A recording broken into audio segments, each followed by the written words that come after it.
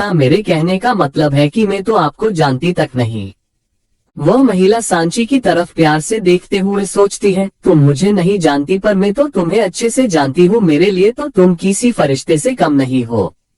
उन्हें ऐसे खोया देख सांची उनसे कहती, आंटी क्या मैं आपको जानती हूँ? सांची की बात सुन वह औरत होश में आती है और सांची से कहती है, शायद मैं तुम्हें याद नहीं हूँ क्योंकि हम सिर्फ एक बार मिले हैं और उसमें भी तुमसे बात नहीं हुई। सांची उन्हें सवालिया नजरों से देखने लगती है तो वह औरत समझ जाती है कि सांची क्या पूछना चाहती है। वह कहती है, सांची मैं राधा हूँ, अभय की मौत। सांची उनकी बात सुन पहले तो चौंक जाती है पर अगले ही पल झुककर उनके आशीर्वाद लिए और उन्होंने सदा सुहागन रहने का आशीर्वाद दिया। वह सांची से पूछती है, तुम शादी के दूसरे ही दिन यहाँ क्या कर रही हो? उनकी बात सुन सांची थोड़ा धीमे स्वर में कहती है, वो आज पहली रसोई की रस्म है तो उसके लिए कुछ सामान लेना था। पर वो तो सुबह होती है ना? राधा पूछती है। जी पर सुबह अभय ने नाश्ता तैयार कर दिया था तो उन्होंने कहा कि मैं शाम को बना लूं, इसलिए सांची जवाब देती है। राधा मुस्कुराकर कहती है, तो उसकी ये आदत अब तक नहीं गई क्या? सांची सवालिया नजरों से उन्हें देखते हुए पूछती है। उसकी आदत है, सुबह कुछ भी हो वह अपना नाश्ता खुद ही बनाएगा और अगर किसी ने उसके लिए कुछ बना दिया ना तो 100 सवाल करेगा कि इसने कहा था मेरा नाश्ता बनाने को, मुझसे पूछा था क्या? नहीं ना तो क्यों बनाया नाश्ता? राधा अभय की नकल करते हुए कहती है तो सांची हंस देती है। राधा उसकी बुलाई लेते हुए कहती है, बस ऐसे ही हमेशा हंसती रहो, खुश रहो और मेरे बेटे को भी खुश रखो। राधा सांची के हाथ अपने हाथ में लेते हुए कहती है, सांची अभय ने बहुत कुछ सहा है पर कभी किसी से शिकायत नहीं की। उसकी ये खासियत है कि खुशी किसी के साथ बांटे या नहीं पर दुख कभी किसी के साथ नहीं बांटता, हमेशा अपने गमों को अपने तक रखता है और अंदर ही अंदर घुटता है। उसे कोई चाहिए सांची जो बिना उसके कहे उसकी तकलीफ समझ ले, जो बिना उससे पूछे उसके दिल का हाल जान ले, जो उसे तन और मन दोनों का सुकून दे सके। और मुझे लगता है कि तुम ये कर सकती हो, तुम ही हो जो मेरे बेटे को संभाल सकती हो। उसे कभी अकेला मत छोड़ना सांची, उसे कभी अकेला मत छोड़ना। सांची बस उन्हें शांति से देख रही थी। कुछ देर खामोश रहने के बाद वह पूछती है, जब उन्हें इतनी ही जरूरत है किसी की तो उनका परिवार उनके साथ क्यों नहीं है? उसकी बात सुन राधा उसके हाथ छोड़ देती है और मायूसी से कहती है, कभी कभार हमें अपने दिल पर पत्थर रखकर वह काम करना पड़ता है जो हम कभी करना नहीं चाहते। बस यही समझ लो कि हमने उसे उस गुनाह की सजा दी है जो गुनाह उसने कभी किया ही नहीं। फिर वह सांची को अपने हाथों से निकाल कंगन पहना देती है और कहती है, ये कंगन अभय की पत्नी के लिए है और अब से ये तुम्हारे है। सांची कुछ कहती इससे पहले एक नौकर उन्हें बुलाने आता है तो वह सांची को अभय और अपना ख्याल रखने बोल वहां से चली जाती है। सांची उन्हें जाता देखती है फिर अपने हाथ में पहने कंगन देखने लगती है। शाम के 5 बजे अभय अपने कमरे में घिरू को बुलाता है और पूछता है कि सांची आई कि नहीं तो घिरू उसे बताता है कि सांची कब की आ चुकी है और किचन में है। ये सुन अभय उसे जाने को कहता है और खुद नीचे आ जाता है। नीचे आते ही उसे किसी के गाने की आवाजें आती है और वह अपनी जगह पर खड़ा रह सुनने लगता है। तू आता है सीने में जब जब सांसें भरती हूँ, तेरे दिल की गलियों से मैं हर रोज गुजरती हूँ। हवा के जैसे चलता है तू, मैं रेत जैसे उड़ती हूँ। कौन तुझे यूं प्यार करेगा जैसे मैं करती हूँ। अभय को ये मधुर आवाज किचन से आ रही थी तो अभय भी उस तरफ चला जाता है। उधर जाते ही उसे बहुत ही अच्छी खुशबू आती है तो वह देखता है कि काउंटर टॉप पर कचौरियों से भरी प्लेट रखी थी। उसे देख अभय की आंखें खुशी से बड़ी हो जाती है और वह जोर से कहता है कचौरियां और जल्दी से प्लेट में से कचौरी उठाकर खाने लगता है। सांची गैस पर कुछ बना रही थी पर अभय की आवाज सुन वह अभय की तरफ देखती है तो अभय का पूरा मुंह कचौरी से भरा हुआ था और उसके हाथ में भी कचौरी थी। सांची उसे देखकर शिकायत करते हुए कहती है, ऐसे कौन खाता है भला? सांची की बात सुन अभय ऐसे ही खाते हुए बिना उसकी तरफ देखे कहता है, अरे कचौरियां हमेशा ऐसे ही खाई जाती हैं। पता है हमारे घर में ना जब भी मौ और काकी मौ कचौरियां बनाती थी ना तब हम सब भाई बहन रसोई में उनके पास ऐसे ही खड़े रहकर गर्मा गर्म कचौरियां खाया करते थे। और आज भी इना कहते कहते अभय रुक जाता है और उसके चेहरे पर से वह मुस्कान गायब सी हो जाती है। सांची अभय को ऐसे देखती है तो उसे राधा की कही बातें याद आती है और वह अभय का ध्यान भटकाने के लिए कहती है, आपने इतनी ही कचौरियाँ खाई है, आपको इतना भी नहीं पता कि कचौरियाँ चटनी के साथ खाई जाती है। अभय उसकी बात सुन उसकी तरफ देखता है। सांची एक प्लेट में हरी चटनी, लाल सॉस और कचौरी रखकर वह प्लेट अभय को दे देती है। अभय के चेहरे की वह मुस्कान फिर लौट आती है और वह वही काउंटर टॉप पर बैठकर खाने लगता है। सांची को उसे इसे देख बहुत सुकून मिल रहा था। सांची जाकर गर्मागर्म समोसे तेल से निकालकर प्लेट अभय के आगे रख देती है और अभय बड़े मजे से उन्हें खाने लगता है। चैप्टर 35 किचन रोमांस और परफेक्ट पत्नी। सांची समोसे बनाते हुए अभय से पूछती है, मासी कब आएंगी? आज उनकी नाइट ड्यूटी है, वो सुबह जल्दी आएंगी, अभय खाते हुए ही कहता है। अभय ने अब तक सांची को देखा नहीं था, वो तो बस खाने में लगा हुआ था। अभय खाना खाकर अपनी जगह से उठता है और वॉश बेसिन में हाथ धोकर बाहर चला जाता है। सांची भी गैस बंद करके रसोई साफ करने लगती है। इतनी देर में अभय अपने हाथ में एक छोटा सा गिफ्ट बॉक्स लेकर वापस रसोई में आता है। अब अभय की नजर सांची पर पड़ी है तो बस तीखी जाती है। सांची ने अपना पल्लू कमर से लगा रखा था जिससे उसकी कमर और भी अच्छे से दिख रही थी। उसने अपने बालों का मेसी सा बन बना रखा था और कुछ लटे उसके चेहरे पर झूल रही थी। उसके झुमके उसकी गर्दन को चुम रहे थे। अभय अपने हाथ में पके बॉक्स में से रिंग निकालता है और बॉक्स को साइड में रख देता है। अभय उसके पास जाता है। सांची की पीठ उसकी तरफ थी, वह जाकर सांची की कमर पर हाथ रख उसे अपनी तरफ खींचता है। सांची उसकी इस अचानक करी हरकत पर चौंक जाती है। उसकी पीठ अभय के सीने से लगी हुई थी। अभय का एक हाथ सांची की गोरी कमर पर था और एक हाथ से वह सांची के हाथ को अपने हाथ में लेता है और उसके हाथ में जो रिंग थी वह सांची की उंगली में पहना देता है और धीरे से सांची के कान में कहता है, पहली रसोई की नेक। जब अभय ये कह रहा था तो उसके होठ सांची के कान से टकरा रहे थे और सांची उसकी तपीस से पिघलती जा रही थी। उन दोनों की धड़कनें बधी हुई थी जो दोनों ही महसूस कर रहे थे। अचानक अभय का फोन बजता है तो दोनों ही होश में आते हैं और अभय सांची से अलग होता है। अभय फोन उठाता है और बात करने लगता है, पर उसका ध्यान अब भी सांची की तरफ था। सांची शर्म की वजह से उसकी तरफ देख तक नहीं रही थी। अभय उसे ऐसे देख मुस्कुराता है और जाने ही वाला होता है कि उसकी नजर सांची के हाथ में पहने कंगन पर जाती है। वह फोन रखकर सांची के पास जाता है और उसके दोनों हाथ पकड़कर पूछता है, ये कंगन तुम्हें किसने दिए? सांची उसकी बात सुन पहले कंगन को फिर अभय को देखती है। अभय अब भी कंगन को देख रहा था। सांची मन में सोच रही थी कि वह अभय को बताए कि नहीं कि ये कंगन उसे अभय की मां ने ही दिए है। इतने में अभय फिर कहता है, मासी ने दिए। उसकी बात सुन सांची ना में सर हिलाती है तो अभय उसे सवालिया नजरों से देखता है। तो सांची बताती है, ये कंगन मुझे आपकी मम्मा ने दिए है। अभय उसकी बात सुन पूछता है, वो तुम्हें कहाँ मिली? मोल में वह वही थी, उन्होंने ही मुझे ये कंगन दिए और कहा कि ये कंगन अभय की पत्नी के लिए है और आज से मेरे हैं। सांची उसे सीधा जवाब देती है। अभय उसके कंगन उतारने लगता है तो सांची अपने हाथ पीछे ले लेती है और अभय को सवालिया नजरों से देखने लगती है। अभय उसके हाथ वापस पकड़ता है और कहता है, मेरी मां ने दिए हैं तो मेरे हुए। सांची उसकी बात सुन मुंह बनाते हुए कहती है, पर ये आपके हाथ में अच्छे नहीं लगेंगे और वैसे भी आप तो ये रुद्राक्ष माला पहनते हो तो ये कहाँ पहनोगे? सांची की बात सुन अभय उससे घूर कर देखता है। सांची एकदम शांत होकर मासूमियत से कहती है, मुझे नहीं पता मां का प्यार क्या होता है, पर जब उन्होंने मुझे ये पहनाए तो वह सांस नहीं मां लगी। पहली बार एहसास हुआ कि मां का प्यार क्या होता है।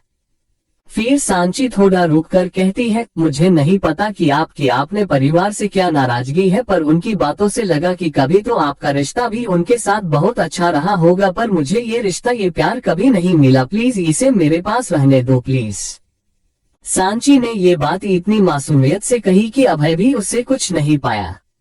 वह बस उसे देखता रहा और वहां से जाने लगा तो सांची ने उसके कंधे पर हाथ रखकर उसे रोक लिया और अपने कंगन उतारते हुए कहने लगी, वैसे तो ये मेरे हैं पर आप भी उनके बेटे हैं तो थोड़े टाइम के लिए आप इसे रख सकते हैं। ये कहकर वह कंगन अभय को दे देती है। अभय पहले उन कंगन को देखता है, फिर सांची को देखता है और बस मुस्कुरा कर वहां से चले जाते हैं। सांची बस उसे जाता देख मुस्कुरा देती है। रात के 9 बजे सांची अभी तक नीचे ही थी। वह जब कमरे में आती है तो अभय अभी उन कंगन को लिए हुए ही था, वह सो गया था। सांची उसके करीब जाती है और प्यार से उसे देखने लगती है। अभय की आंखों के कोनों पर अभी आंसुओं के निशान थे। वह अभय को अच्छे से ब्लैंकेट ओढ़ा देती है और खुद से कहती है, अब मैं कहाँ जाऊं। फिर वह सोफे की तरफ देखती है। सोफा इतना बड़ा तो था कि सांची वहां पर सो पाए।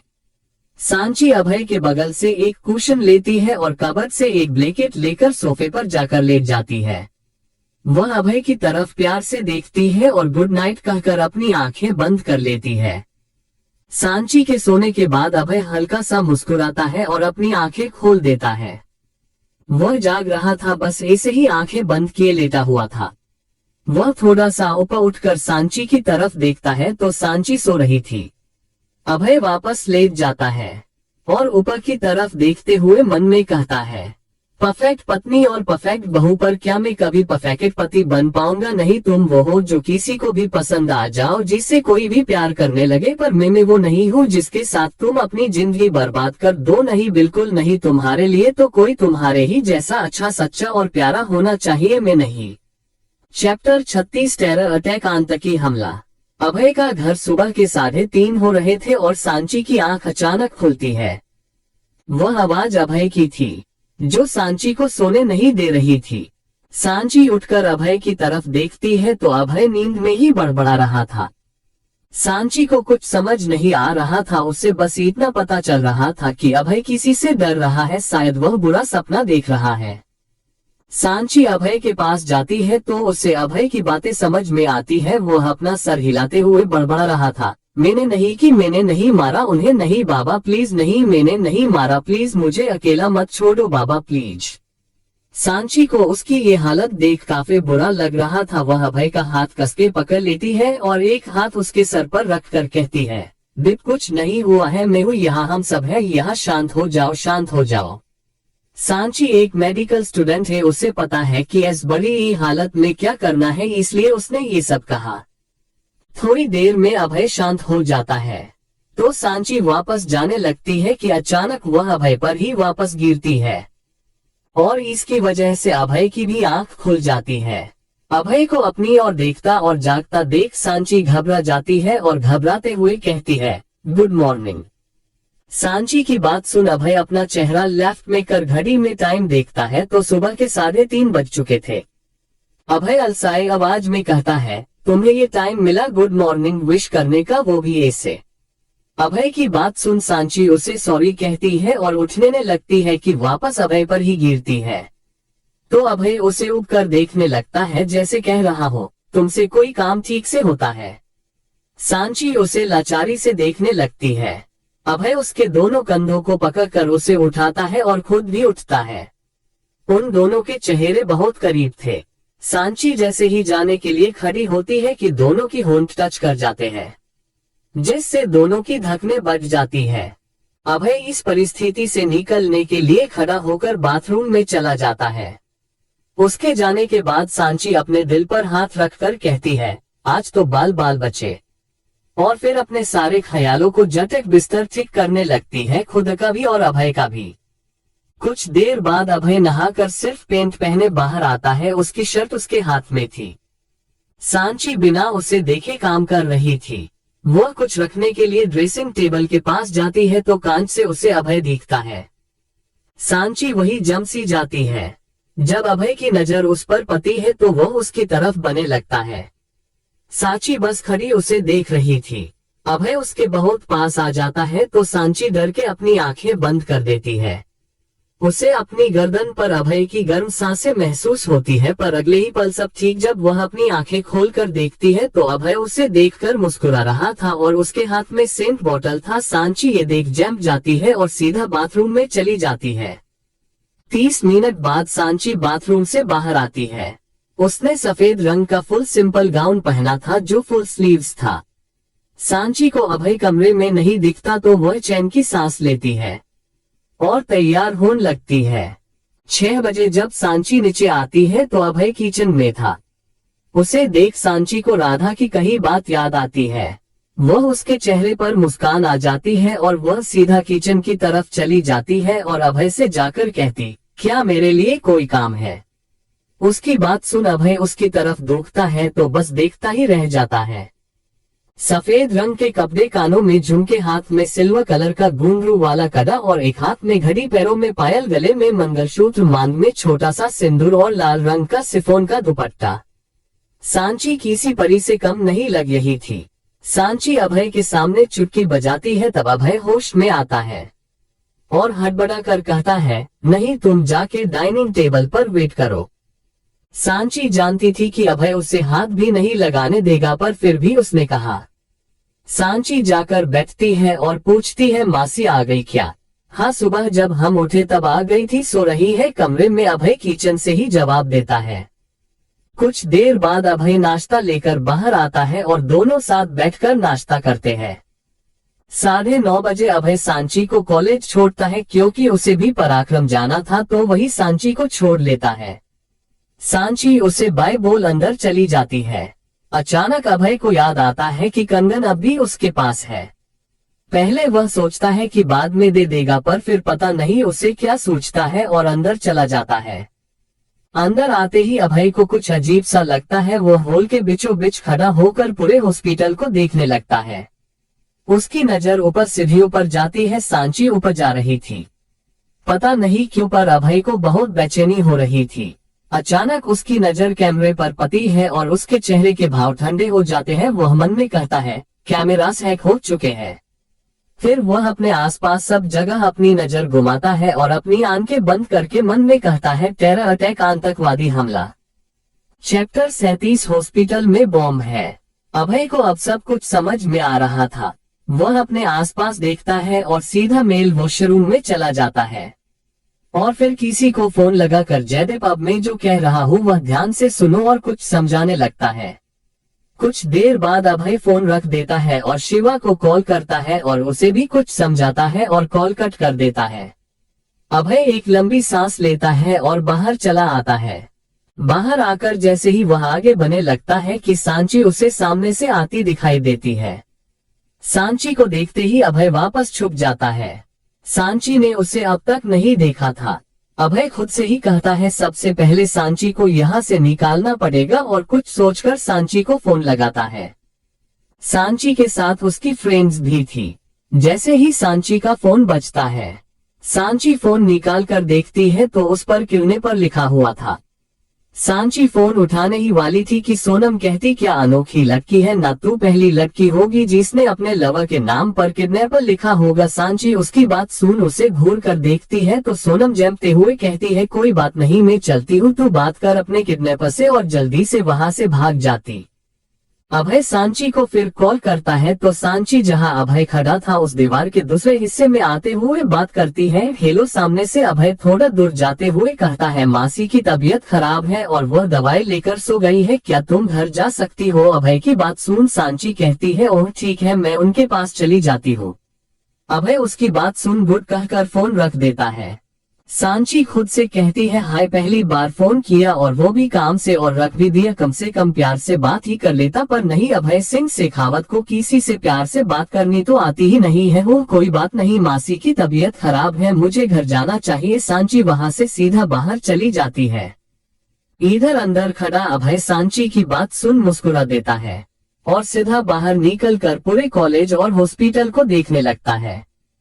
सुबह के 10:30 बजे अभय ने अपना फोन रखा और कान में ब्लूटूथ लगा लेता है। अभय इमरजेंसी बटन दबा देता है, जिससे पूरे हॉस्पिटल में रेड अलर्ट बजने लगता है और पूरे हॉस्पिटल में अफरा तफरी मच जाती है और सब बाहर की तरफ भागने लगते हैं।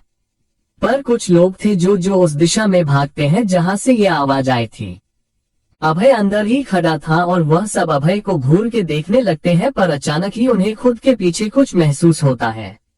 अभय उनसे रोबीली आवाज में कहती है, अपने आप को पुलिस के हवाले कर दो, क्योंकि अब कोई चांस नहीं है यहाँ से बचने का, हमारे आदमी हर जगह फैले हुए हैं। वो सब अपनी अपनी बंदूकों को नीचे रख देते हैं। अभय ऊंची आवाज में कहता है, ले जाओ इन सबको, और पुलिस उन सबको वहां से ले जाती है। अब तक पूरा हॉस्पिटल खाली हो चुका था, सब बाहर थे और कुछ पुलिस भी। एक आदमी अभय के पास आकर कहता है, सर उन सबको गिरफ्तार कर लिया है। अभय बिना उसकी तरफ देखे कहता है, कितने हैं सर? 14 है। वह आदमी जवाब देता है तो अभय कहता है, 21 थे, 7 और है, यही कहीं छुपे होंगे, ढूंढो सबको। इतना कहकर अभय भी अपनी गन लेकर सबको ढूंढने लगता है। जब अभय मैन होल में पहुंचता है तो उसे कुछ अजीब लगता है, वैसे ही जो उसे पहली बार लगा था। अभय वहीं से पूरे हॉस्पिटल को देखने लगता है, उसे एक के बाद एक सब याद आने लगता है। अभय का यहाँ आना, सांची को यहाँ से भेजना, अपने आदमियों को यहाँ बुलाना और उन सबको पकड़ना। अचानक अभय को कुछ याद आता है और वह मन में कहता है, जब उन लोगों को पका गया तो उन्हें पता नहीं था कि पुलिस यहाँ है, फिर उनके चेहरे पर डर क्यों था? और पके जाने के बाद भी खुशी। अभय वहाँ लगी बड़ी सी घड़ी की तरफ देखता है। अचानक अभय को कुछ याद आता है, अब उसे सब समझ में आ रहा था। अभय जोर से कहता है, कोई बाहर नहीं जाना चाहिए और जो बाहर है उन्हें यहाँ से दूर करो, हॉस्पिटल में बॉम्ब है। अभय की बात सुन सब हैरानी से उसे देखने लगते हैं। अभय जोर से कहता है, बॉस टेक योर पोजीशन, और सब अपने अपने काम में लग जाते हैं। इधर सांची अपनी गाड़ी में थी जब उसका फोन बजता है। जब वह फोन रखती है तो कॉल चित्रा का था। सांची फोन उठाकर कहती है, हेलो। सामने से चित्रा कहती है, सांची मेरी एक फाइल कॉलेज में रह गई है, आते वक्त लेते आना प्लीज, और हाथ ध्यान से पाई करना, और कुछ समझ ना आए तो मुझसे पूछ लेना, ओके। सांची को उनकी बात सुन काफी अजीब लगता है। अभय ने तो कहा था कि मासी बीमार है, पर ये तो बिल्कुल ठीक लग रही है। सांची उनसे पूछती है, आपकी तबीयत ठीक है ना मासी? चित्रा उसकी बात सुन कहती है, मुझे क्या हुआ है, मैं तो एकदम ठीक, पर तुमने ये क्यों पूछा? कुछ नहीं मासी, बस ऐसे ही मैं फोन रखती हूँ। इतना कहकर सांची फोन रख देती है और सोचने लगती है कि अभय ने उससे झूठ क्यों बोला। सांची अपनी गाड़ी वापस कॉलेज की तरफ घुमा लेती है। चैप्टर 38, हाँ मैं प्यार करती हूँ उससे। जब सांची हॉस्पिटल पहुंची तो हॉस्पिटल के बाहर भीड़ जमा थी, पुलिस, मीडिया और भी लोग थे। सांची गाड़ी से बाहर आती है और किसी से पूछती है कि यहाँ क्या हुआ है, तो वह बताती है कि वहाँ टेररिस्ट है और हॉस्पिटल में बॉम्ब भी फीट किया है। सांची ये सुन चौंक जाती है। वह आगे जाने लगती है पर पुलिस उसे अंदर जाने से रोक देती है और एक कांस्टेबल सांची से कहता है, I am sorry ma'am, but हम आपको अंदर नहीं जाने दे सकते। जयदीप सर ने सख्त मना किया है किसी को भी अंदर आने से, इनफैक्ट आप हॉस्पिटल से दूर ही रही है। सांची को तो कुछ समझ ही नहीं आ रहा था कि वह क्या करे। अचानक उसकी नजर सामने से आ रहे अभय पर पड़ती है। अभय ने काली टी शर्ट पहनी थी, ऊपर बुलेट प्रूफ जैकेट, कमर पर बंदूक, कान में ब्लूटूथ लगाया हुआ था और हाथ में वॉकी टॉकी भी था। अभय वॉकी टॉकी पर बात करते हुए बाहर आता है। उसका ध्यान अब तक सांची पर नहीं गया था, पर सांची उसे ऐसे देख हैरान थी। उसे समझ नहीं आ रहा था कि अभय ऐसे यहाँ कैसे। वह पुलिस तो नहीं है क्योंकि उसने खुद उसे मर्डर करते देखा है, और वह खुद उसके हाथों किडनैप हुई है, फिर कैसे? दोस्तों अब हालात ठीक है, हमारी स्पेशल टीम ने बॉम्ब डिफ्यूज कर दिया है और वह टेररिस्ट भी पकड़े गए हैं। अभय सामने खड़ी भीड़ को देखकर कहता है। उसकी नजर अचानक सांची पर पड़ती है। तभी पुलिस उन 7 टेररिस्ट को लेकर बाहर निकलती है। अभय का ध्यान सांची पर था कि तभी एक टेररिस्ट अभय पर गोली चला देता है, जिससे एक गोली अभय के सीने में लगती है और दूसरी उसके सर को छूकर निकलती है। ये देख पुलिस वालों ने उसे पकड़ा और उसके हाथ से गन छीन ली और सांची की चीख निकल गई। वह भागकर अभय के पास गई और उसका सर अपनी गोद में लेकर उसे उठाने की कोशिश करने लगी। सांची की आंखों से आंसू बह रहे थे। वह रोते हुए कहती है, अभय प्लीज उठो प्लीज। वहाँ शिवा, हर्षद, विक्रम और परम भी आ जाते हैं। वह अभय को ऐसे देख उसे जगाने की कोशिश करने लगते। इतने में वहाँ हॉस्पिटल के मेन डॉक्टर वहाँ आते हैं और सांची से कहता है, सांची ये हॉस्पिटल है, इन्हें अंदर ले चले आप सब, जितनी जल्दी बॉडी में से बुलेट निकलेगी उतना अच्छा होगा। डॉक्टर की बात मान सब अभय को अंदर लेकर जाते हैं और उसे सीधे ऑपरेशन रूम में ले जाया जाता है। वह डॉक्टर अपनी टीम से कहता है, जिसने हम सबकी जान बचाई उसकी जान हम हर हाल में बचा के रहेंगे। उसकी बात सुन सब हमें सिर हिलाते हैं और सबको बाहर वेट करने के लिए बोल देते हैं। सब बाहर वेट कर रहे थे। सांची, शिवा, विक्रम, हर्षद, परम, निशा, सोनम और पूर्वी भी वही आ गई थी। सोनम सांची के पास जाती है तो सांची उसे गले लगा कर रोने लगती है। और रोते हुए ही कहती है मैं नहीं जी सकती, उसके बिना नहीं जी सकती। उसकी बात सुन सोनम उससे अलग होती है और उसके चेहरे को अपने हाथों में लेते हुए धीरे से कहती है सांची क्या तू उससे प्यार करती है। उसकी बात सुनकर तो जैसे सांची जमसी जाती है। सोनम उसे ऐसे देखकर कहती है सांची मुझे नहीं लगता कि अब भी तुझे इस बात को सोचने की जरूरत है। देख अपने आप को तड़प रही है तो उसके लिए गोली उसे लगी है और दर्द तुझे हो रहा है, यही तो प्यार है। और अगर अब भी तुझे ये लगता है कि मैं गलत हूँ तो तुझसे बड़ी बेवकूफ कोई नहीं है सांची। सांची लाचारी से रोते हुए कहती है हाँ करती हूँ मैं उससे प्यार, पता नहीं कब पर हो गया यार। उसने मुझे किडनैप किया, मेरे बाबा को टॉर्चर किया, मुझसे जबरदस्ती शादी की, पर इन सब के बावजूद मैं अपने मन में पनप रहे उसके प्यार को नहीं रोक पाए। पता नहीं दिल वही क्यों लगता है जहाँ हम उसे नहीं जाने देना चाहते, क्योंकि यही प्यार है। सांची सोनम उसके कंधे पर हाथ रखकर कहती है। जब चित्रा वहाँ आए तो उसने सांची को रोते हुए देखा। चित्रा ने न्यूज देखी थी। जैसे ही उसे पता चला वह सीधे हॉस्पिटल चली आई। वह सांची को रोते देखकर उसके पास जाकर कहती है सांची दीप कहाँ है? वो यही था ना, तो कहाँ है दीप और तुम रो क्यों रही हो? सांची कुछ बोलो, कहाँ है दीप? चित्रा चिल्लाकर कहती है तो सांची ऑपरेशन थिएटर की तरफ देखती है। चित्रा भी उसी तरफ देखती है। ऑपरेशन थिएटर की लाइट ऑन थी, जिसे देख चित्रा सब समझ जाती है। उसे तो जैसे बहुत बड़ा धक्का लगता है, वह वही कुर्सी पर बैठ जाती है। इधर पुलिस सबको बताती है कि अभय ने सिर्फ उनकी मदद की है और उसी ने उन्हें इन्फॉर्म भी किया था, पर मीडिया कहाँ चुप रहने वाली थी। उनमें से एक ने सवाल किया फिर आप उन्हें सर क्यों बोल रहे थे? कहीं ऐसा तो नहीं कि वह कोई खुफिया पुलिस है? उसकी बात सुन सामने खड़ा पुलिस वाला कहता है अच्छा तब तो आप भी खुफिया पुलिस से हुई, क्योंकि हमने तो आपको भी मेम कहा है। अब जाइए यहाँ से, तमाशा मत बनाइए। इतना कहकर वो ऑफिसर वहाँ से चला जाता है, पर मन में कहता है अगर आज सबको पता चल जाता कि आप कौन हो तो आप अपना मकसद कभी पूरा नहीं कर पाते। और रही बात गोली लगने की, तो मुझे पूरा यकीन है कि आपको कुछ नहीं होगा, क्योंकि शेर को छोटी मोटी चोट से फर्क नहीं पड़ता। Chapter 39 memory loss. हॉस्पिटल करीब 4 घंटे बाद डॉक्टर ऑपरेशन रूम से बाहर आते हैं। उन्हें देख सब उनके पास जाते हैं। सांची जल्दी से पूछती है अब कैसे अभय? उसकी बात सुन डॉक्टर कहता है हमने गोली निकाल ली है, पर जैकेट होने के बाद भी उन्हें इस बड़ी जगह गोली लगी है कि उनका बचना मुश्किल ही है। हॉट से 5 इंच दूर गोली लगी है और जो गोली उन्हें छू कर निकली है उसने भी अपना काम बखूबी किया है। उनके दिमाग का एक हिस्सा डैमेज हुआ है। ऐसे में 2 चीजों का डर है, या तो उनको मेमोरी लॉस हो सकता है या वह कोमा में जा सकते हैं। 24 घंटे तक इंतजार करना पड़ेगा। अगर उन्हें होश नहीं आया तो वह कोमा में जा सकते हैं। उनकी बात सुनकर तो जैसे सब वही जम से जाते हैं। सांची के मुंह से तो आवाज ही नहीं निकल रही थी। अभय को दूसरे रूम में शिफ्ट करने के लिए ले जाया जाता है। सब उसे देख रहे थे, पर उसे छूने की इजाजत किसी को नहीं थी। उधर दूसरी तरफ शेखावत फैमिली तक भी ये न्यूज पहुंच चुकी थी और विजय, राधा और विनोद हॉस्पिटल के लिए निकल चुके थे। भले ही वह अभय से नाराज थे, पर वह अपनी आंखों के सामने अपने घर के चिराग को ऐसे मरते हुए नहीं देख सकते थे। विजय जी ने सबको घर रुक कर अभय के लिए प्रार्थना करने को कहा और खुद विनोद और राधा को लेकर हॉस्पिटल के लिए निकल चुके थे। उन सब के दिल में एक डर था कि कहीं वह अभय को हमेशा हमेशा के लिए ना खो दे। इधर हॉस्पिटल में अभय को दूसरे रूम में शिफ्ट कर दिया गया था, पर किसी को अभी उससे मिलने की इजाजत नहीं थी। वह सब अभय के कमरे के बाहर खड़े थे और अंदर अभय मशीनों के बीच लेटा हुआ था। उसका आधा चेहरा ऑक्सीजन मास्क से ढका हुआ था। इतने में वहां अभय के माँ बाबा और काका पहुंचते हैं। उन्हें देखते ही चित्रा राधा के गले लगकर रोने लगती है। सांची को तो अब भी कोई होश नहीं था, वह बस खड़ी दरवाजे में लगे कांच से अभय को देख रही थी। राधा चित्रा से अलग होती है और उनकी नजर दरवाजे से अंदर देख रही सांची पर पड़ती है।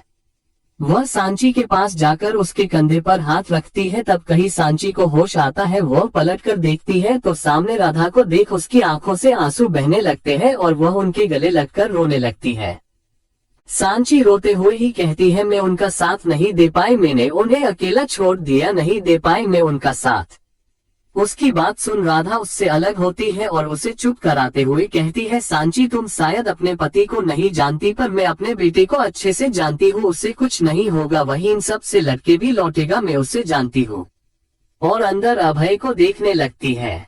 शाम के 7 बज रहे थे, सुबह से सब हॉस्पिटल में ही थे।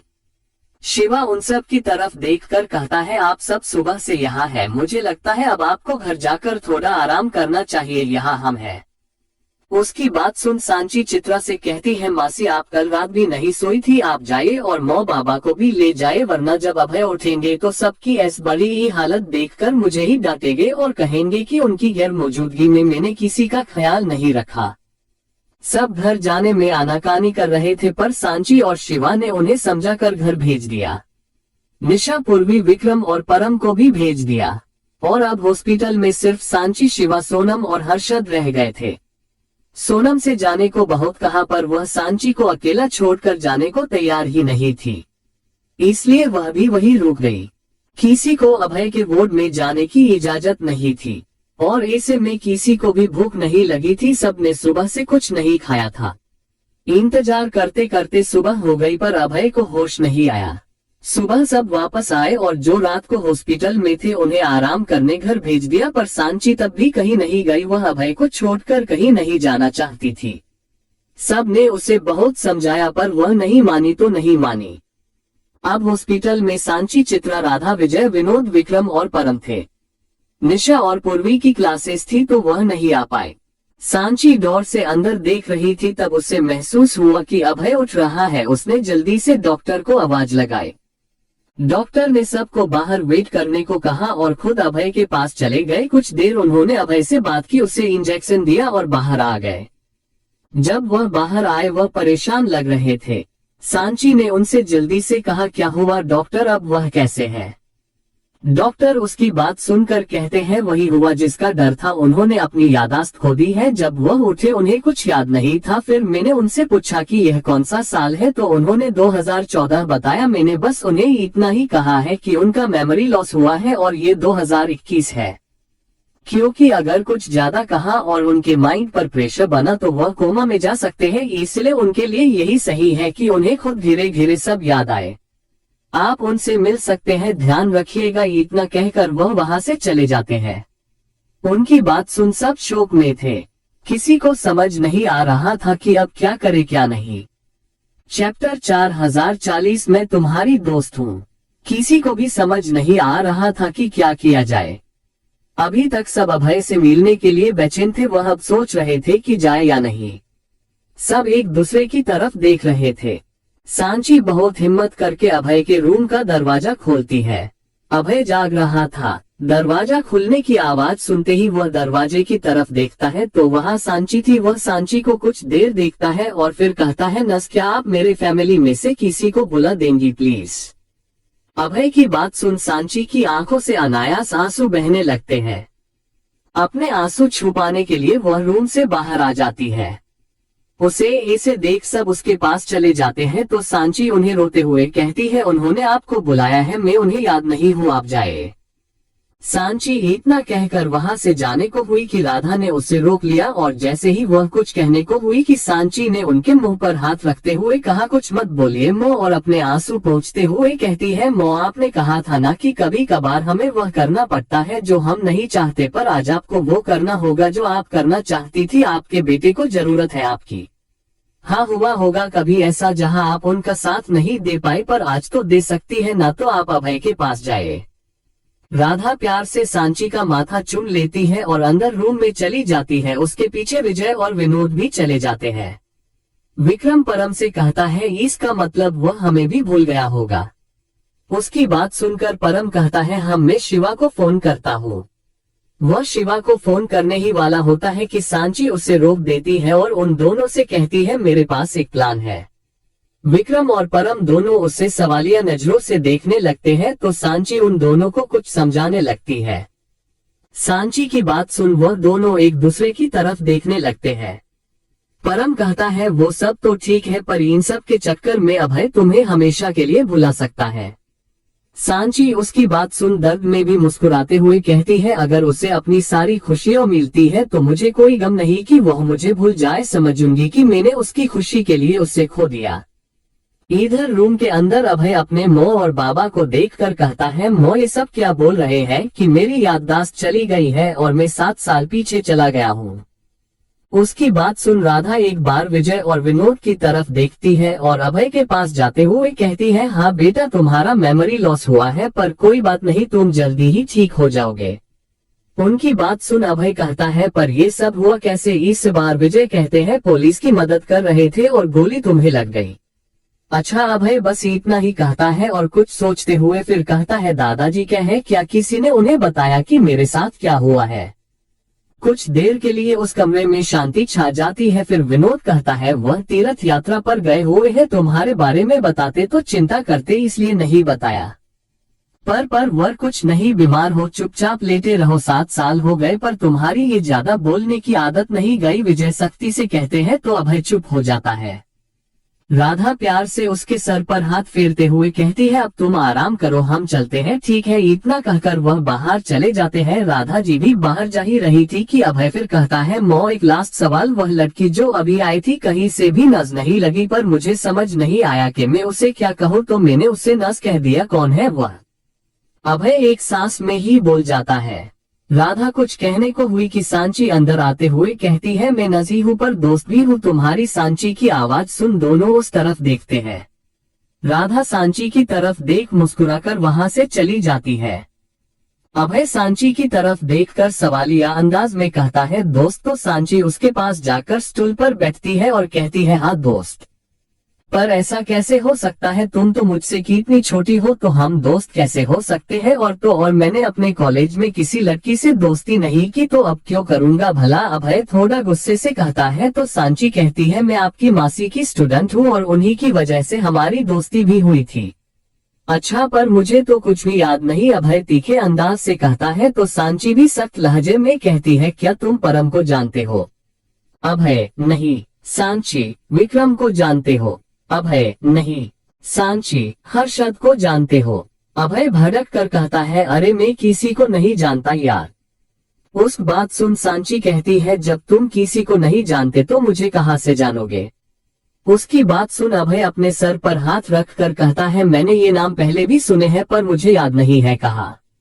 सांची उसे ऐसे देखकर कहती है, कोई बात नहीं, ज्यादा सोचने की जरूरत नहीं है, अभी आराम करो, मैं तुमसे बाद में मिलती हूँ। इतना कहकर वहां से खड़ी हो जाती है और मन में सोचती है, मतलब पहले इतना बोलता था और अब 2 शब्द बोलने में मौत आती है। सांची बाहर चली जाती है। उसे बाहर जाता देख अभय मन में कहता है, सबको संभालना अच्छे से आता है ना तुम्हें सांची? पर मैं भी अभय शेखावत हूँ, तुम्हें अपने ही जाल में ना उलझाया तो मेरे नाम भी अभय नहीं। और अपनी आंखें बंद कर लेता है। चैप्टर 41, अभय और शिवा का प्लान। सांची जब बाहर आती है तो राधा जी उससे पूछती, मैंने तुम्हें देव के सामने कुछ नहीं कहा, पर तुमने उसे क्यों नहीं बताया कि तुम उसकी पत्नी हो? सांची उनकी बात सुनकर कहती है, मो वह अभी इस हालत में नहीं है कि मैं उन्हें ये बता सकूं कि मैं उनकी पत्नी हूँ, और क्या करूंगी मैं उन्हें हमारी शादी के बारे में बताकर? जब उन्हें मैं ही याद नहीं हूँ तो हमारी शादी याद करके क्या होगा? खामखा वह मेरे साथ असहज महसूस करेंगे, इससे तो अच्छा ही है कि मैं उन्हें दोस्त की तरह ट्रीट करूँ, कम से कम वह मुझसे नॉर्मल होकर बात तो करेंगे। उसकी बात सुन राधा सांची के सर पर हाथ फेरती है और उससे कहती, अब तो दीप से बात भी कली, अब तो थोड़ा आराम कर लो, जाओ घर जाओ, बाद में वापस आ जाना। उनकी बात सुन सांची बिना कोई बहस के वहां से चली जाती है। सांची के जाने के बाद वहां शिवा आता है। जब शिवा सबको नॉर्मल देखता है तो पूछता है, अभय को होश आ गया क्या? उसकी बात सुन विक्रम कहता है, होश तो आ गया है पर उसे कुछ भी याद नहीं है। उसकी बात सुन हैरानी से कहता है, मतलब उसकी याददाश्त चली गई है? परम जवाब देता है, ऐसे कैसे हो सकता है, वो हमें कैसे भूल सकता है? भला मुझे एक बार उससे मिलने दीजिए प्लीज।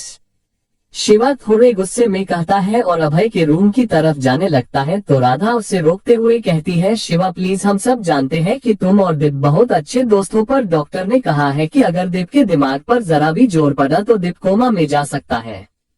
शिवा उनकी बात सुन कांच से अभय को देखता है और नर्म लहजे में कहता है, क्या मैं उसे एक बार देख सकता हूँ? राधा हाँ में सर हिलाती है तो शिवा रूम के अंदर चला जाता है। शिवा के रूम में जाते ही अभय अपनी आंखें खोलता है। शिवा उसके चेहरे के सामने ही स्टूल ले जाकर बैठ जाता है। अभय बिना उसकी तरफ देखे उसके आगे हाथ करता है तो शिवा उसे फोन दे देता है। अभय उस फोन को चादर के नीचे रख देता है और कहता है, कहाँ है? शिवा उसकी बात सुनकर कहता है पराक्रम आपके कमरे में। अभय सिर्फ हम कहता है। फिर थोड़ी देर रुक कर कहता है इस चोट की वजह से चक्कर आ रहे हैं, इससे पहले कि सच में याददाश्त चली जाए जो मैं कह रहा हूँ वह कर। और शिवा को कुछ समझाता है तो शिवा उसकी बात सुन बस डन कहता है। अभय अपनी आंखें बंद करके कहता है जब तक मैं फोन ना करूँ तू मत करना और कोई बात हो तो मैसेज कर देना। शिवा हाँ में सर हिलाता है और बाहर चला आता है। इधर सांची घर आकर सीधे कमरे में चली जाती है। कमरे में अभय की बड़ी सी तस्वीर लगी हुई थी। सांची उस तस्वीर के पास जाती है और उससे लगकर रोने लगती है और रोते हुए कहती है मैं सबको समझा सकती हूँ पर अपने दिल को कैसे समझाऊं कि इसे भी आपसे अलग होना पड़ेगा। पता नहीं क्यों भगवान ने मेरी किस्मत ऐसी बड़ी ही बनाई है, कभी माँ को नहीं देखा, पापा होने के बावजूद उनका प्यार नहीं मिला, जिससे शादी हुई उससे प्यार नहीं था, जब प्यार हुआ तो वह भी मुझसे अलग हो गया। क्या तरस नहीं आता भगवान को मुझ पर, भला कोई किसी को इतनी तकलीफ कैसे दे सकता है। सांची अभय की तस्वीर से अलग होती है और अपने आंसू पोंछते हुए कहती है बहुत हुआ पर अब नहीं, ये मेरी किस्मत है ना कि आप जिंदगी और मौत के बीच लड़ रहे हैं, तो बस मैं आपकी जिंदगी से ही दूर चली जाऊंगी और जब मैं आपके पास ही नहीं रहूंगी तो आपको तकलीफ भी नहीं होगी और किसी को तकलीफ नहीं होगी। बस एक बार आप ठीक हो जाए फिर मैं आपकी दुनिया से इतनी दूर चली जाऊंगी कि मेरी याद तक आप तक नहीं पहुंचेगी। सांची चुप होने की कोशिश कर रही थी, बार बार अपने आंसू पोंछ रही थी पर उसके आंसू तो जैसे रुक ही नहीं रहे थे। वह वही जमीन पर बेड से टेक लगाकर बैठ जाती है। इधर हॉस्पिटल में पता नहीं क्यों पर अभय के मन में बार बार सांची का ख्याल आ रहा था। उसे कुछ अच्छा नहीं लग रहा था। वह चादर के अंदर हाथ डालकर शिवा को फोन लगा देता है। रूम के बाहर शिवा ऐसे दिखा यहाँ था जैसे वह बहुत दुखी है अभय के लिए। वह जाकर एक बेंच पर बैठता है कि तभी अभय का कॉल आता है तो शिवा वहां से उठकर बाहर चला जाता है और फोन उठाकर कहता है ठीक था तब भी चैन से न हो बैठने देता था, अब बीमार है अब तो चैन ले और दे भी दे। अभय उसकी बात को इग्नोर करते हुए कहता है घर में कैमरास लगाए थे। शिवा उसे हो कहता है तो अभय बिना उसकी बात सुने फोन रख देता है और अपने फोन को ऑन करके उसमें फुटेज देखने लगता है। वह फुटेज उसके रूम की थी।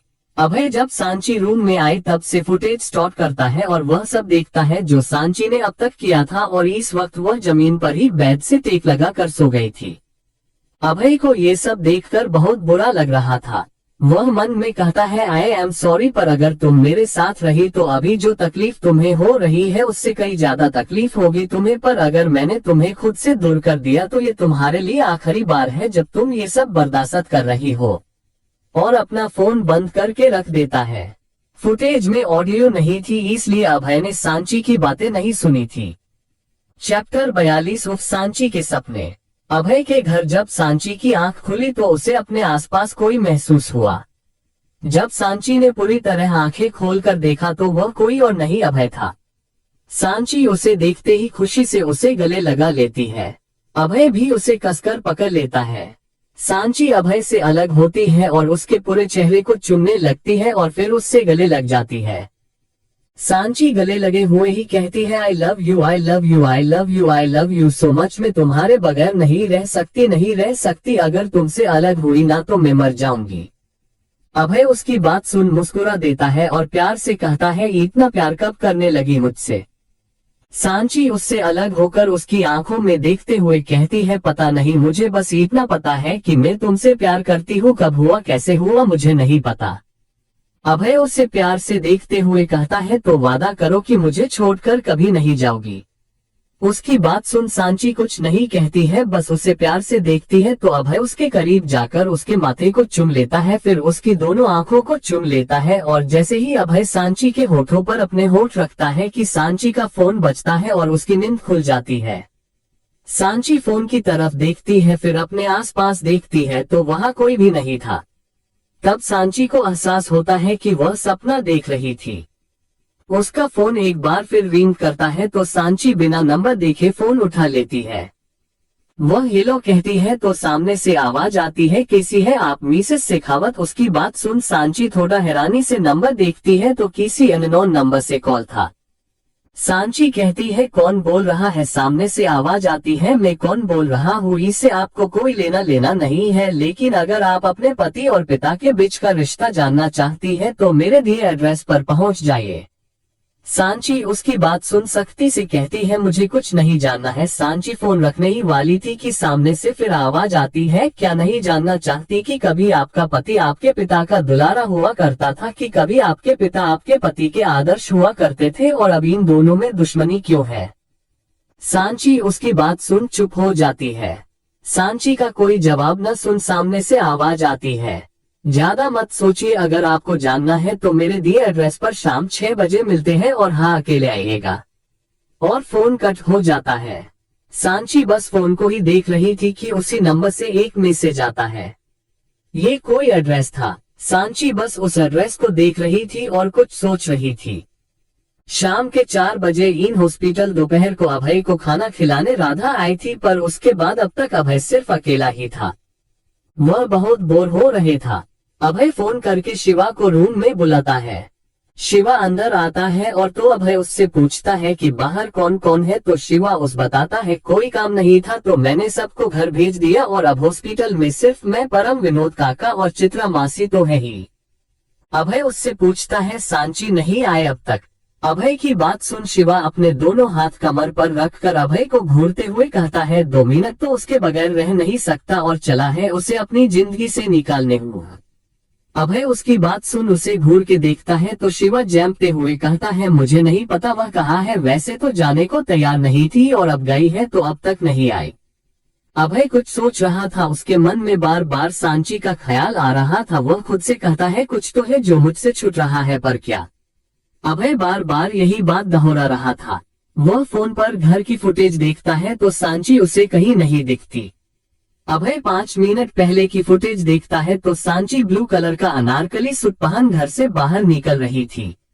अभय सोचता है कि इतनी देर क्या कर रही थी। अभय और कुछ देर पीछे की फुटेज देखता है।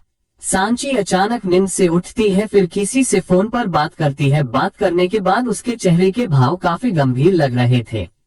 सांची एक बार अभय की तस्वीर को देखती है और अपने मंगलसूत्र को छूती है और बाथरूम में चली जाती है। कुछ देर बाद वह नहाकर बाहर आती है और इसे ही बिना तैयार हुए, बिना अपने बाल संवारे अपना बैग लेकर बाहर जाने लगती है, पर दरवाजे तक आकर वह वापस अभय की तस्वीर के पास जाती है और कुछ कहती है, फिर वहां से चली जाती है। अभय अपने मन में सोचता है इतनी जल्दबाजी में कहाँ गई है। अगर हॉस्पिटल आ रही थी तो अब तक तो पहुंच जाना चाहिए था। अभय अचानक अपनी आंखें खोलता है। उसके चेहरे के भाव कुछ ठीक नहीं लग रहे थे। अभय शिवा की तरफ देखकर गुस्से में कहता है शिवा अभी जा और सांची को लेकर आ।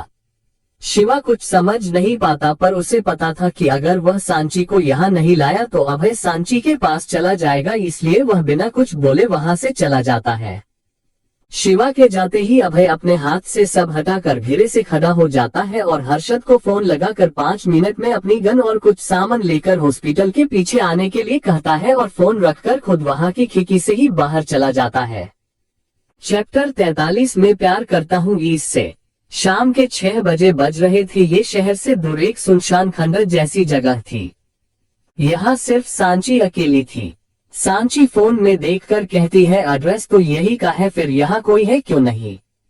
सांची ऊंची आवाज में पूछती है कोई है यहाँ पर। कोई जवाब नहीं आता। सांची 3-4 बार आवाज लगाती है पर वहाँ कोई नहीं था। थक कर सांची वापस जाने के लिए मुड़ती है कि पीछे से एक आवाज आती है, अरे रुकिए तो इतनी भी क्या जल्दी है मिसेस शेखावत। सांची उस आवाज को सुन पलट कर देखती है तो वहाँ एक 3031 साल का एक आदमी खड़ा था। सांची उसे देखकर पूछती है कौन को तुम और मुझे यहाँ क्यों बुलाया है। वह आदमी घमंड के साथ कहता है मिराज खुराना नाम है मेरा। और रही आपकी बात तो आप जो सोच रही है बिल्कुल सही है, मैंने आपको किडनैप किया है। सांची उसकी तरफ देख रही थी। वह कुछ बोलने को हुई कि मिराज ने फिर कहा हाँ अब आप ये सोच रही होंगी कि मैंने आपा को किडनैप क्यों किया, वो भी ऐसे यहाँ बुलाकर। तो मैं आपको बता दूं कि मुझे एक ही चाल में सब खत्म करने में बहुत मजा आता है। अब देखो ना, तुम अपने पिता की कमजोरी हो, तुम्हारे सामने वह बुरे काम नहीं करता ताकि तुम्हें तकलीफ ना हो। तुम्हारा पति तुम उसकी भी कमजोरी हो, तुम्हारे सामने वह जानबूझकर बुरे काम करता है ताकि तुम उसके नजदीक ना चली जाओ और तुम्हें तकलीफ ना हो, और तुम खुद उन दोनों को खोने से डरती हो, तो मैंने सोचा क्यों ना तुम्हें ही मार दूं। सबकी तकलीफ खत्म, साथ ही साथ तुम भी खत्म और तुम्हारे प्यारे पति और पिता भी खत्म। कैसा लगा प्लान? सांची उसे नफरत से देख रही थी। वह कड़वाहट से कहती है, मेरी सबसे बड़ी गलती थी कि मैं तुम जैसे इंसान से मिलने आई। इतना कहकर सांची वहां से जाने लगती है तो मिराज उसका हाथ पकड़ता है। सांची खींच के उसे थप्पड़ मार देती है। मिराज अपने गाल पर हाथ रखकर कहता है, ये तुम्हें बहुत महंगा पड़ेगा सांची, और सांची की तरफ बढ़ता है। सांची वहां से भागने लगती है तो मिराज अपनी शैतानी हंसी हंसते हुए कहता है, भागो भागो, जितना भागना है, पर मुझसे बचकर कहीं नहीं जा सकती क्योंकि ये मेरा इलाका है, तुम्हारे पति का पराक्रम नहीं। उस पूरी जगह में मिराज के आदमी फैले हुए थे। दूसरी तरफ अभय शिवा को फोन करता है तो शिवा फोन उठाते ही कहता है, अभय सांची घर पर नहीं है। उसकी बात सुन अभय कहता है, पता है तू सुन, जल्दी टिमे को लेकर एमी माइंस पहुंच। शिवा उसे ठीक है कहता है, पर अगले ही पल चौंक कर कहता है, एक मिनट तू कहाँ है? उसकी बात सुन अभय कहता है, मैं माइंस के बहुत करीब हूँ। क्या तू पागल हो गया है? तुझे चोट लगी है, तू बीमार है, तुझे हॉस्पिटल में होना चाहिए और तू दुश्मन के इलाके में जा रहा है। शिवा गुस्से से फट पड़ता है। यो अभय उससे कहता है, मैं पहुंचने वाला हूँ, तुझे आना है तो आ, वरना मत आ। इतना कह के अभय फोन काट देता है। शिवा को पता था कि अभय को रोकना नामुमकिन है, इसलिए वह भी जल्दी से निकल जाता है। इधर सांची उन लोगों से छिप रही थी कि तभी उस पर एक परछाई पड़ती है। मिराज सांची से कहता है, चलो पकड़ा पकड़ी का खेल बहुत हुआ, अब मुझे असली गेम खेलना है, और सांची का हाथ पकड़कर उसे सबके बीच में ले आता है। वहां काफी सारी खाली दारू की बोतल्स पड़ी थी, शायद उन्होंने ही पी होंगी। सांची चुपके से एक बोतल उठा लेती है। मिराज सांची के करीब जाते हुए कहता है, वैसे तो तुम्हें मारना ही है, पर उससे पहले मैं भी तो देखूं कि अभय शेखावत ने तुम में ऐसा क्या देखा जो तुम पर फिदा हो बैठा। वह सांची को छूने ही वाला था कि सांची अपने हाथ में पकड़ी बोतल उसके सर पे मारती है, जिससे उसके सर से खून निकलने लगता है। सांची के हाथ में अब भी वह टूटी हुई बोतल थी। उसके आंखों में जैसे खून उतर आया था। वह गुस्से में चीख कर कहती है, मैं अभय की पत्नी बाद में हूँ, अधिराज की बेटी बाद में हूँ, लेकिन उससे पहले मैं एक लड़की हूँ, एक औरत हूँ, और एक औरत अच्छे से जानती है कि तुम जैसे गिद्धों से अपनी इज्जत की रक्षा कैसे करनी है। मिराज गुस्से से कहता है, अब तुझे मुझसे कोई नहीं बचा सकता, अब मरने के लिए तैयार हो जा, और बंदूक सांची की तरफ कर देता है। सांची उसे धक्कर कड़वाहट से कहती है, मैं एक हिंदुस्तानी औरत हूँ, मर जाऊंगी पर अपने आप को छूने नहीं दूंगी। इतने में मिराज गोली चला देता है। सांची डर में अपनी आंखें बंद कर लेती है। जब उसे अपने ऊपर कुछ महसूस नहीं होता है तो वह अपनी आंखें खोल कर देखती है। सामने मिराज जमीन पर पड़ा तड़प रहा था। सांची उसे देख 2 कदम पीछे लेती है, पर तभी किसी से टकरा जाती है। सांची जल्दी से पलट कर देखती है। उसकी आंखों से आंसू बहने लगते हैं। वह झटके से अभय के गले लग जाती है। अभय भी उसे कसकर गले लगा लेता है। सांची की आंखों से बस आंसू बहे जा रहे थे। वह काफी डर गई थी। सांची के साथ यही एक अलग बात थी कि वह अंदर से चाहे दुखी हो, डरी हुई हो या टूटी हुई हो, पर वह किसी के सामने नहीं आने देती थी। पर अभय को देखते ही उसकी ये शक्ति खत्म हो जाती थी। अभय सांची को एक तरफ करता है और उसके माथे को चूम लेता है, जैसे उसे बता रहा हो कि मेरे रहते तुम्हें कभी कुछ नहीं हो सकता। अभय सांची को छोड़ता है और जमीन पर पड़े मिराज के पास बैठता है और दांत पीसते हुए कहता है, शेर जंगल में नहीं है, इसका मतलब ये नहीं होता कि अब राजा गिरा है। अपनी औकात से बाहर निकल की कोशिश की है तूने, मेरी जिंदगी को चोट पहुंचाने के बारे में सोचा है तूने। अब देख चोट पहुंचाना किसे कहते हैं। मिराज अपने चारों तरफ देखता है तो अभय के लोगों ने उसके लोगों पर बंदूक तान रखी थी। वह सब एक साथ गोली चला देते हैं और एक ही झटके में मिराज के सारे गुंडे जमीन पर ढेर थे।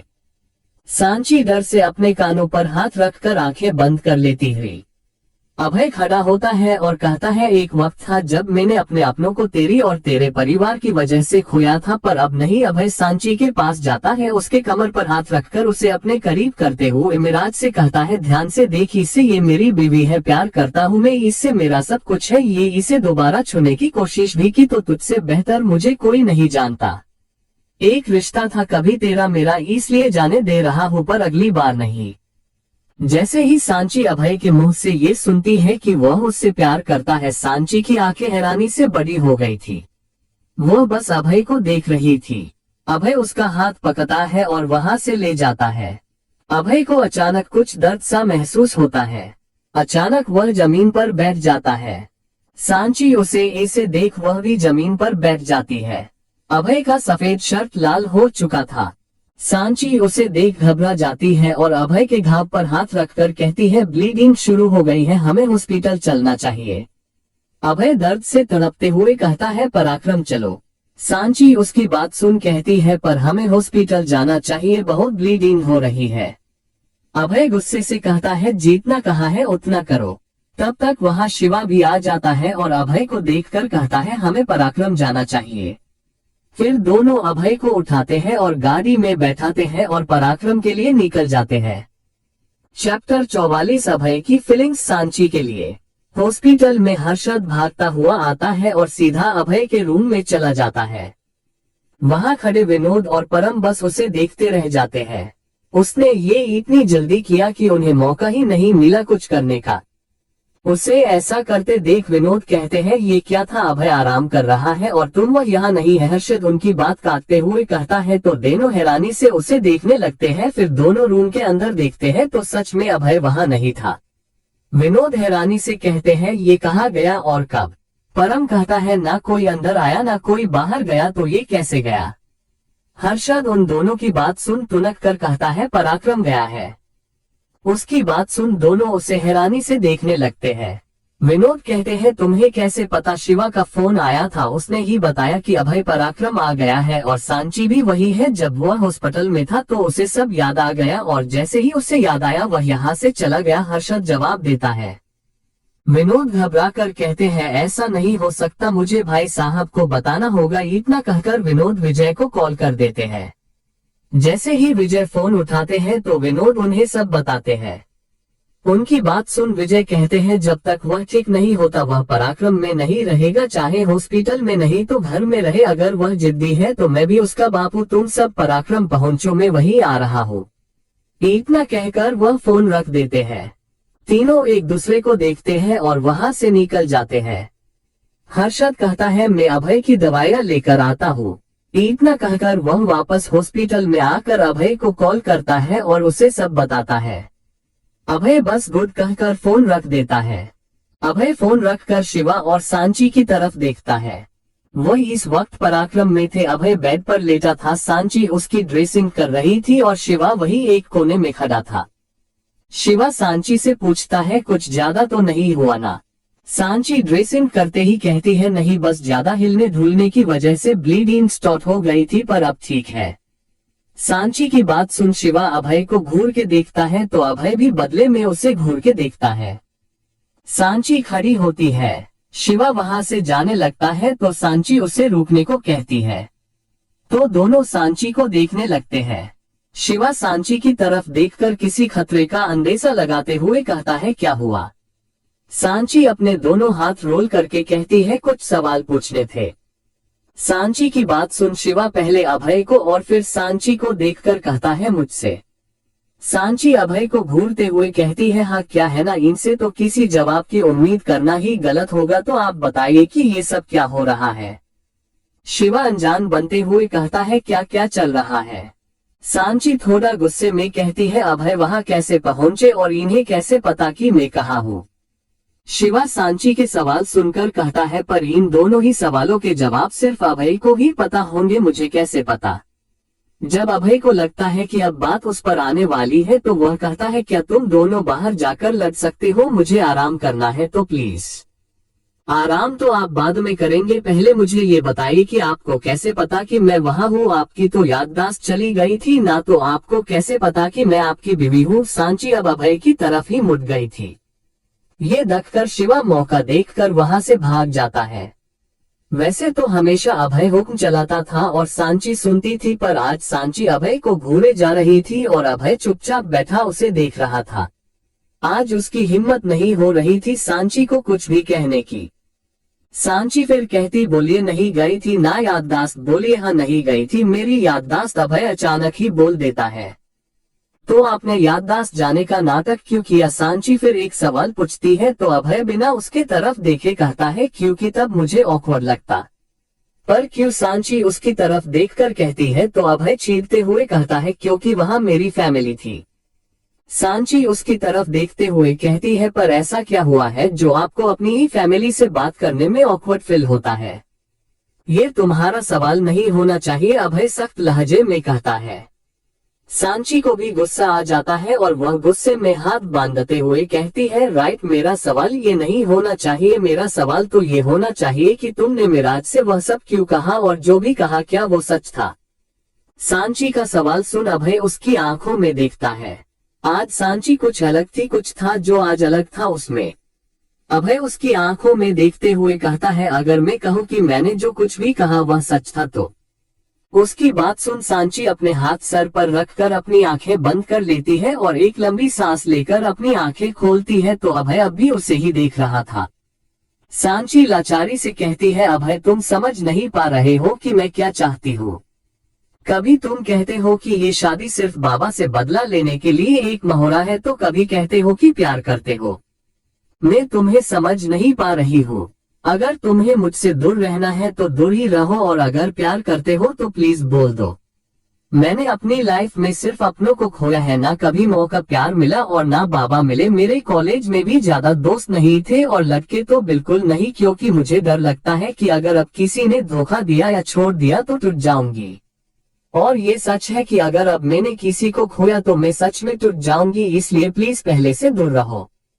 सांची इतना कहकर रूम से बाहर जाने लगती है कि उसके कानों में अभय की आवाज पड़ती है। सांची वहीं रुक जाती है।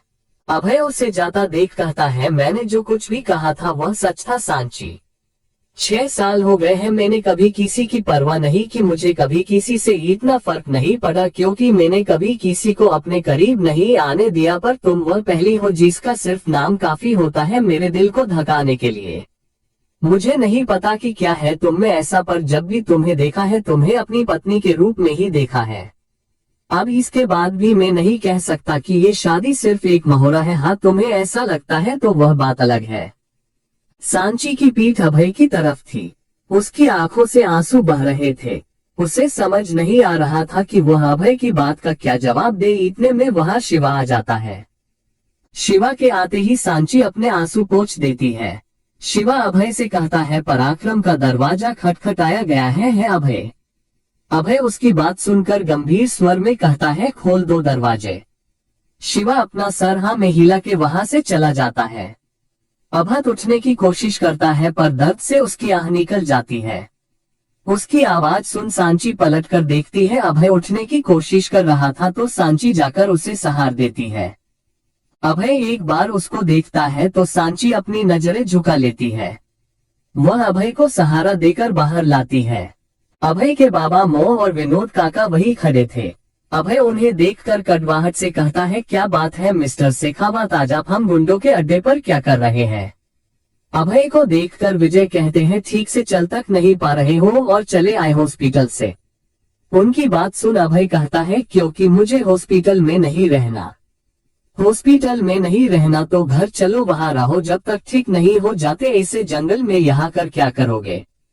उनकी बात सुन अभय उसी तरह कहता है, मुझे जहाँ रहना होगा मैं रहूंगा, पर आपको मुझ जैसे गुंडे की इतनी फिक्र क्यों हो रही हो? Chapter 45 bad romance. क्योंकि बाप हूँ मैं तुम्हारा, विजय जी गुस्से से कहते हैं। पर आपका कोई बेटा नहीं है यहाँ। इनफैक्ट मुझे पता है उस हिसाब से तो आपका बेटा 6 साल पहले ही मर चुका था, है ना? अभय लापरवाही से कहता है। गलती तुम्हारी भी थी दीप। विजय जी फिर उसी तरह कहते हैं तो अभय भी गुस्से फट पड़ता है, क्या गलती थी मेरी, यहाँ क्या गलती थी मेरी, एक ही दो जिंदगियां बर्बाद नहीं होने देना चाहता था, या ये कि आपके सिखाए गए संस्कारों का पालन किया, या ये कि आप लोगों की वजह से बिना कुछ करे बिना कुछ कहे चुपचाप जेल चला गया, आपके कहने पर आपके परिवार से हमेशा हमेशा के लिए अलग हो गया। अरे आपने तो मेरा श्राद्ध तक कर दिया था, मुझे जीते जी मार दिया। आप सब जानते थे कि मैंने कुछ नहीं किया, फिर भी मुझे अकेला छोड़ दिया।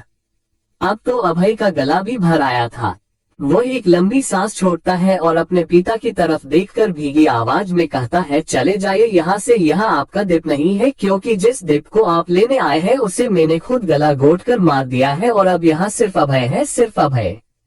विजय जी उसे लाचार नजरों से देख रहे थे, जैसे आज उन्हें यकीन हो गया हो कि उनका बेटा अब उन्हें वापस नहीं मिलेगा। वह कुछ कहने को हुए कि अभय ने गन अपने ऊपर पॉइंट करी और अपने गुस्से को कंट्रोल करते हुए कहा, अगर आप यहाँ से नहीं गए तो मैं अपने आप को मार दूंगा।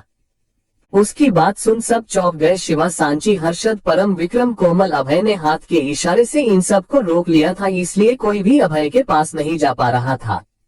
उसे ऐसे देख राधा जी रोते हुए विजय से कहती है, चलिए यहाँ से प्लीज चलिए, कम से कम वह जिंदा तो है, हम इसी बात से संतुष्ट हो जाएंगे कि वह अपनी दुनिया में ही सही पर है। और उनका हाथ पकड़ वहाँ से जाने लगती है। विजय एक बार अभय को देखते हैं और वहाँ से बाहर निकल जाते हैं और उनके पीछे ही विनोद भी चले जाते हैं। उनके जाते ही दरवाजे बंद हो जाते हैं। अभय अपनी गन जमीन पर फेंक देता है। वह अभी एक तक दरवाजे को देख रहा था। अभय जैसे ही अपनी आंखें बंद करता है कि उसके आंखों से आंसू की एक रेखा खींच जाती है। अभय वही जमीन पर घुटनों के बल बैठ जाता है। उसकी बंद आंखों से भी आंसू बह रहे थे। सांची उसे ऐसे देख जाकर उसके सामने उसी की तरह बैठती है। उसका चेहरा अपने हाथ में थामकर उसके माथे को चूम लेती है। और अभय उसे भी जैसे पता ही हो कि ये सांची ही है, वह कसके उसे अपनी बाहों में भर लेता है। दोनों की ही आंखों से आंसू बह रहे थे, पर दोनों ही खामोश थे। वहां खड़े सभी को उन्हें ऐसे तकलीफ में देखकर बहुत बुरा लग रहा था। शिवा सबको वहां से जाने का इशारा करता है तो सब वहां से चले जाते हैं। शिवा जाकर अभय के कंधे पर हाथ रखता है तो अभय सांची से अलग होता है। शिवा सांची से कहता है, अभय को आराम की जरूरत है, उसे कमरे में ले जाना चाहिए। सांची भी अपना सर हाँ में हिलाती है और अभय को कमरे में ले जाती है। अभय को बेड पर लेटाकर उसे एक इंजेक्शन देती है। शिवा को लगा कि ये शायद पेन किलर है, पर वह नींद का इंजेक्शन था।